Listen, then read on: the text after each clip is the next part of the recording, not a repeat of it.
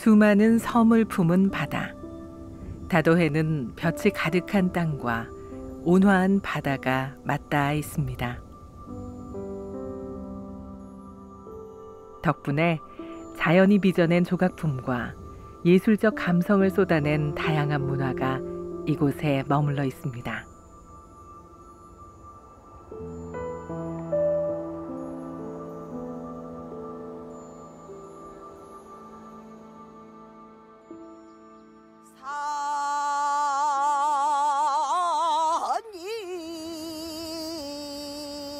산위로 고나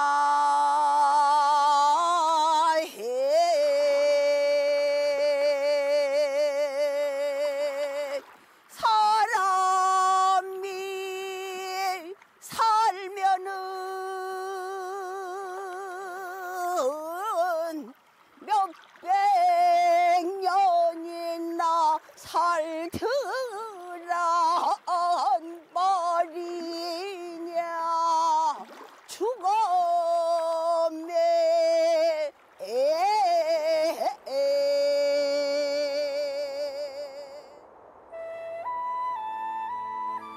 고흥 출신의 명창 김현수 선생은 판소리 동초제를 만든 장본인입니다. 동초제는 1930년대 초 김현수 명창이 서편제와 동편제의 좋은 점을 취해 새로 정리한 판소리 5바탕을 말합니다. 동초제는 가사와 문학성을 중요시하기 때문에 사설이 정확하고 동작은 정교하며 장단이 다양한 특색이 있습니다. 또한 가사 전달이 확실하고 맺고 끊음이 분명합니다. 선명한 바다색, 경계가 분명한 땅의 곡선. 김현수 명창은 바로 이곳에서 동초제를 탄생시켰습니다. 동초 이제 김현수 선생님께서 동편제, 서편제, 중고제 소리 모두를 가장 좋은 특징만 모아서 만들어진 소리가 동초제 소리. 이제 선생님이 호를 따서 동초제라는 이름을 붙였죠. 그런데 이제 동초제라는 이름을 붙이면서 가락과 장단 이런 걸 다 재정비하셨어요. 하시면서 여기서 또 제일 중요한 게 진양을 24박으로 정립을 시켰다는 게 또 가장 또 돋보이는 업적 중에 하나인 거죠. 판소리는 입에서 입으로 전해지는 예술입니다. 동편제는 남원과 구례에서 전승된 산소리로 불렸고, 서편제는 보성과 진도를 중심으로 전승된 마당소리입니다. 하지만 기억에 의존할 수밖에 없는 판소리는 사설이 누락되거나 와전되는 일이 적지 않았습니다. 여기에 문제의식을 품은 김현수 선생은 오랜 시간 오류를 수정한 창본을 만들었습니다.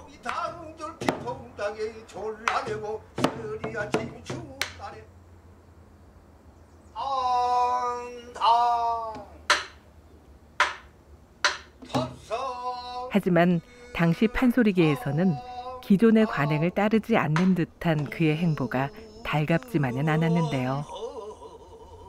스승과도 잦은 갈등을 일으켰습니다.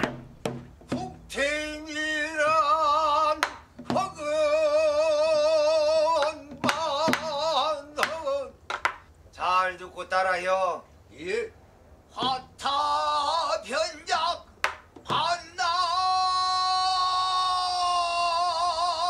반나스명은. 여봐, 스승님.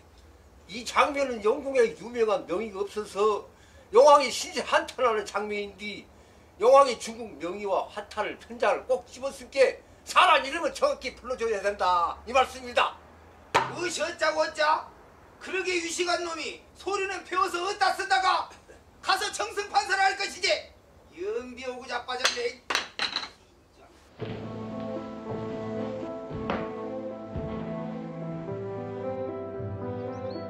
김현수 선생은 굳건히 자신의 믿음을 따랐고, 그가 만든 동초제는 정확한 사설과 발음으로 내용 전달이 분명했습니다.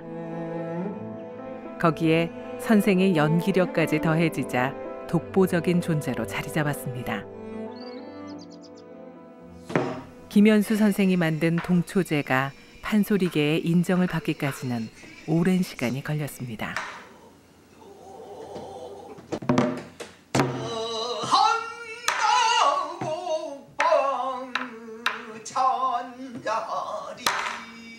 안연자들 허리게 소리를 곱게 하는 것이 그게 소리야? 소리라는 것은 성음이 분명하고 이론이 정연해야지. 이면이 소리 막히는 거야? 목구성 안 낸 것들이 소리를 못하니 이밀만 찾지. 판소리의 오바탕이라 하는 것은 춘향가, 또 뭐 수군가, 또 심청가, 적벽가, 흥부가 이렇게 오바탕이잖아요. 근데 이 오바탕을 우리 선생님께서 다 사설을 정비하신 게 굉장히 큰 업적이시잖아요.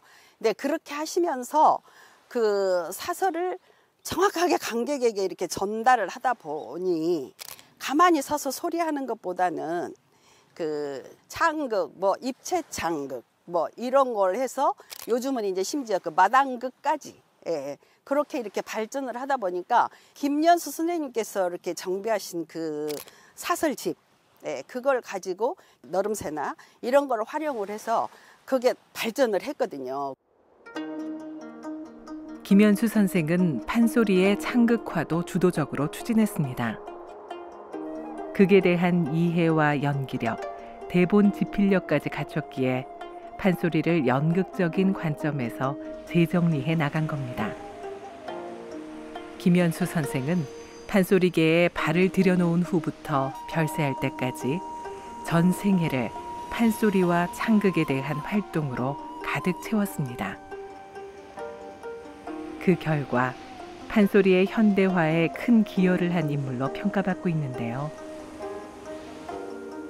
그가 보여준 열정, 그가 남기고 간 소리의 울림은 앞으로도 쉬지 않고 흐르며 계속 이어질 겁니다. 금세 울음이 터질 것만 같은 순결한 눈망울. 뾰로통한 처녀 특유의 표정이 매혹적이었던 언니. 집이 가난해 소록도의 간호부가 돼 동생들 공부를 돌봐주었고 그러면서도 누구보다도 유행에 민감했던 멋쟁이 길래 언니. 마치 실존 인물인 것만 같은 생생한 묘사인데요. 바로 천경자 화백이 자신의 수필에서 길래 언니라는 작품에 대해 설명한 내용입니다. 천경자 화백은 다수의 수필집을 제작했는데요. 그 수필집에는 천경자 화백의 어린 시절 경험과 가족들, 그리고 동네 사람들, 고향의 아름다운 풍경에 대해서 담겨져 있습니다. 그의 작품 노부와 조부는 실제 작가 자신의 외조 부모가 모델입니다. 머리카락과 주름살, 그리고 옷의 문양, 어느 것 하나 놓치지 않고 꼼꼼히 그려낸 게 특징입니다. 50년이 넘는 작품 활동을 통해 여성으로서의 한과 고독을 화폭에 담아내기도 했습니다. 천경자 화백은 화려한 원색의 색채를 구사하며 동양화의 새로운 경지를 개척했습니다. 그리고 그림을 구상할 때마다 고향의 아름다운 자연을 그리워했다고 합니다. 지붕 없는 미술관으로 불리는 섬, 연홍도. 섬 전체를 미술관처럼 꾸며놓은 이곳은 다도해가 품은 또 하나의 작품입니다.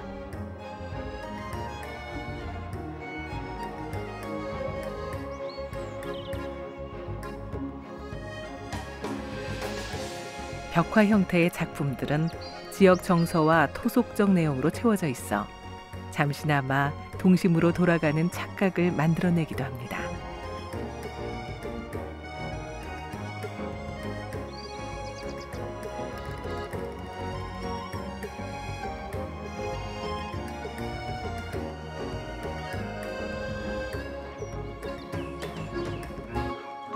지난 2006년에 문을 연 연홍미술관은 폐교를 미술관으로 꾸민 곳입니다.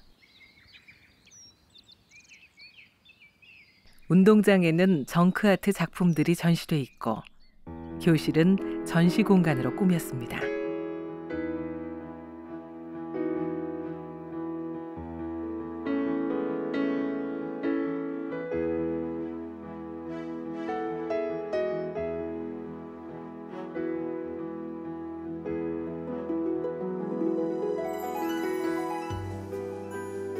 살아 숨쉬는 듯한 그림이 공간의 여백을 무의미하게 만듭니다.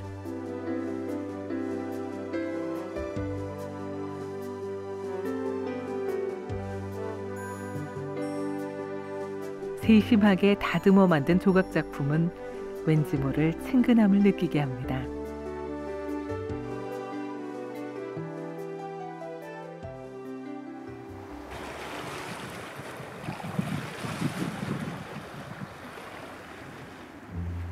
서늘한 기온을 유지하며 적당한 일조량과 강수량을 보이는 고흥은 유자 재배지로서 천혜의 조건을 갖추고 있는데요.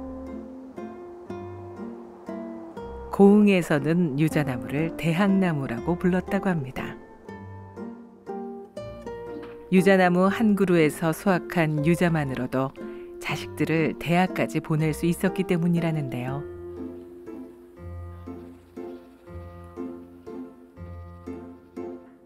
지금은 예전만 못하지만 웰빙 바람을 타고 서서히 옛 명성을 회복해 나가고 있습니다.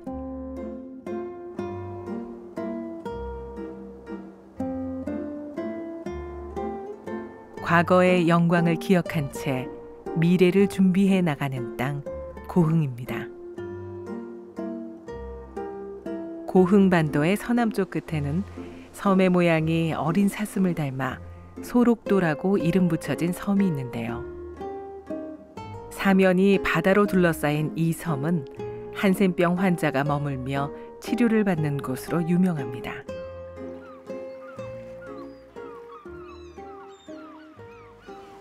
일제강점기 때 여기 전국에 흩어져서 떠돌아다니는 환자들을 이곳 한 곳으로 집합을 하는데 육지하고 그리 멀지 않고 따뜻하고 물이 많은 섬을 찾다 보니까 그게 바로 이곳 소록도였습니다. 그래서 1916년도에 지어가지고 100명을 처음에 환자들을 강제로 100명을 데리고 들어와서 환자가 가장 많았을 때는 약 6,300명 정도 됐는데 지금 현재는 500명이 계신 곳이고요. 소록도에는 한센병으로 투병했던 한하운 시인의 보리필이라는 시비가 있습니다. 한하운 선생은 고통스러운 삶과 세상의 냉대 속에서도 결코 포기할 수 없었던 삶에 대한 애착을 아름다운 시로 승화시켰습니다. 오래전 소록도에는 한센병 환자가 오가는 선창이 따로 분리돼 있었습니다. 병에 걸리지 않은 사람들과 같이 다니지 못하게 한 건데요. 제비선창이라 불렸던 이곳은 격리와 차별, 억압을 당해야 했던 한산인들의 아픔이 묻어있는 길입니다.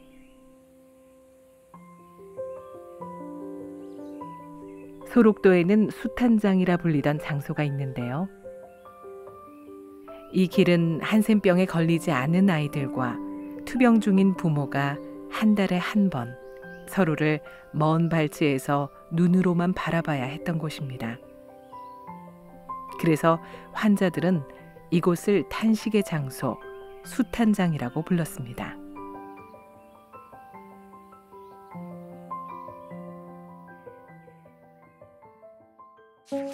이청준 작가의 당신들의 천국은 소록도를 배경으로 한 소설인데요. 그는 소설에서 이 길 수탄장을 이렇게 묘사했습니다. 이날은 마침 미가마 보육소 아동들의 부모 면회가 있는 날이었다. 면회 시간은 5분이었다. 하지만 그 5분간은 어느 때 어느 곳에서보다도 많은 이야기와 사연이 오가는 시간이었다.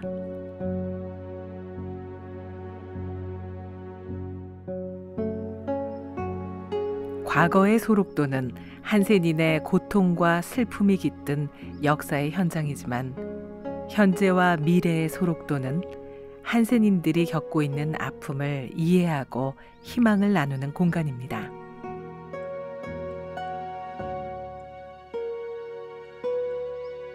한센인들을 강제 격리하며 억압했던 과거의 소록도. 어둠과 절망의 시기였던 그때의 흔적은 아직도 곳곳에 남아 있는데요.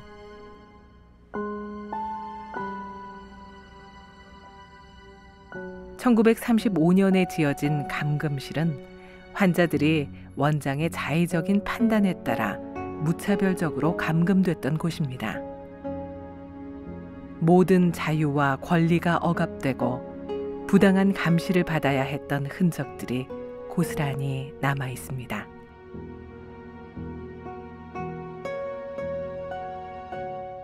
등록문화재 67호로 지정된 감금실이라는 곳입니다. 그 말 그대로 이곳은 형무소하고 똑같은 곳이에요. 그때는 형무소가 없었기 때문에 이곳 감금실을 지어놓고 이곳에 들어와서는 모든 체벌 또 금식 그리고 모든 강제 노역을 시켰던 곳입니다.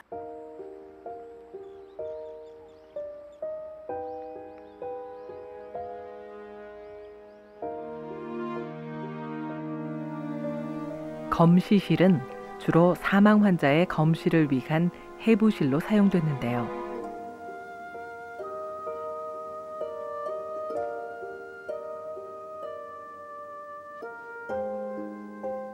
지금도 수술대와 세척시설이 그대로 보존돼 있습니다.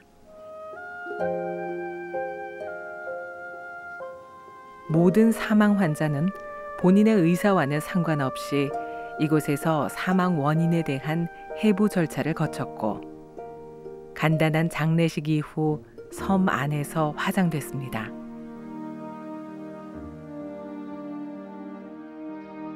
소록도 환자들은 3번 죽는다는 말을 하기도 했는데요.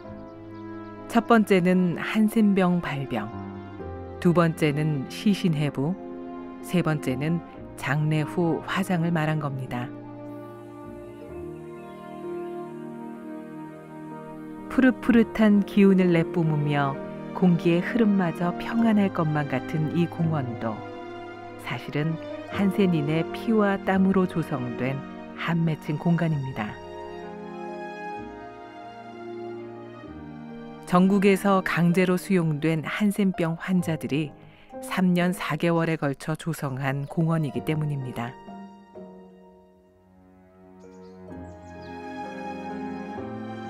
소록도는 섬 전체가 한센병 환자들이 치료를 받고 생활을 하는 공간인데요. 과거 소록도 성당에서는 환자들의 재활과 자립을 도왔을 뿐만 아니라 한센병을 앓지 않는 아이들을 돌봐주기도 했습니다. 이곳에서 무려 40여 년을 환자들과 함께 생활하며 의료 봉사를 한 분들이 있습니다. 마리안느와 마가렛 수녀. 이들이 소록도를 찾은 건 1962년이었는데요. 당시 20대 후반이었던 수녀들은 장갑도 끼지 않은 채 환자들 상처에 약을 발라주며 헌신적인 치료 활동을 이어갔습니다. 62년에 마리안느 그 수녀님은 들어오셨고요. 소록도로. 4년 후인 66년도에 마가렛 수녀님이 들어오셨는데요. 여기 우리나라에 들어오시기 직전에 인도에 가서 전부 한센병이 어떻다는 거 다 공부를 하고 오신 거예요. 발가락이 다 떨어져 나간 썩어 문드러진 그 발을 당신들 무릎 위에다가 올려놓고 장갑도 끼지 않은 채 이렇게 맨손으로 피고름을 다 짜내신 정말 살아계신 천사님들이세요. 이들이 소록도에 남기고 간 숭고한 희생정신은 앞으로도 계속 기억될 것입니다.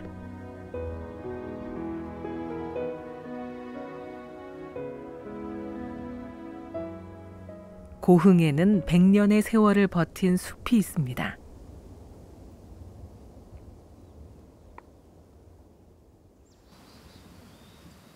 나로도 편백숲은 일제강점기인 1920년대 지역 주민들이 시험림으로 조성했는데요. 편백나무와 삼나무 약 9천 그루가 자라고 있습니다.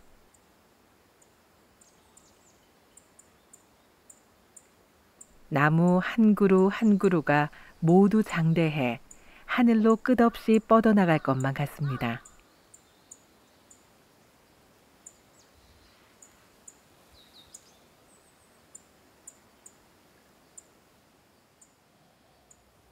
사방이 초록빛인 숲길. 길 따라 걷다 보면 몸도 마음도 치유될 것만 같습니다. 고흥에서 나고 자란 또 다른 예술가 목일신 시인은 국민동요 자전거를 탄생시킨 장본인이기도 한데요. 자전거는 목일신 시인이 초등학교 시절 미국 선교사로부터 기증받은 자전거를 직접 타고 다니던 경험을 바탕으로 쓴 동시였습니다. 그 동시에 곡을 붙여 동요로 널리 불리게 된 건데요. 그는 이렇게 어린이들의 눈높이에서 바라본 명랑한 동요를 많이 지어냈습니다. 목일신 시인은 목사이자 독립운동가인 아버지 목치숙의 영향을 많이 받았습니다. 아버지는 우리말과 우리글 사용이 금지된 일제강점기에 아들에게 한글을 가르치고 나아가 우리말로 글을 짓도록 격려했습니다. 아동문학가이자 독립운동가, 교육자로서 파란만장한 삶을 살았던 목일신 시인. 그의 삶은 오롯이 작품이 되었고 노래로 불렸습니다.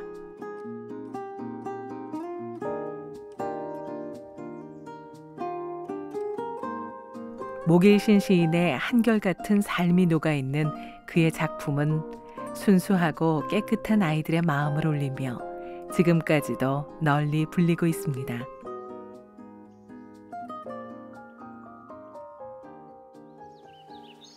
넓고 넓은 밤하늘에 누가 잠자나 하늘나라 아기 별이 깜빡깜빡 잠자지 깊고 깊은 숲 속에선 누가 잠자나.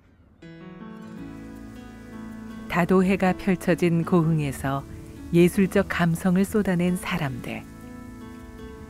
그들이 남긴 그림과 시와 소리는 많은 이들에게 치유와 희망이 돼주고 있습니다.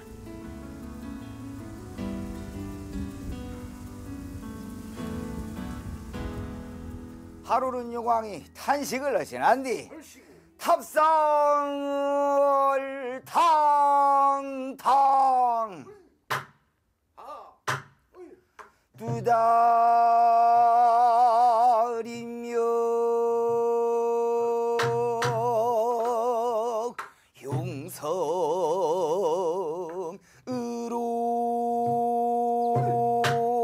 용성으로 천무열풍 좋은 시절 해물양밭에 평어여 국태민한 학원만원 괴이한 병을 얻어 남해공에 도원스니 어느 어디가 날 살리고 의양만세 실롱씨와 화타변 다도해가 품은 천혜의 자연은 이곳에 뿌리를 둔 문화예술인들에게 무한한 상상력을 펼치게 했습니다. 그리고 이곳에서의 미래는 한계가 없는 공간으로 힘차게 뻗어나갈 준비를 하고 있습니다.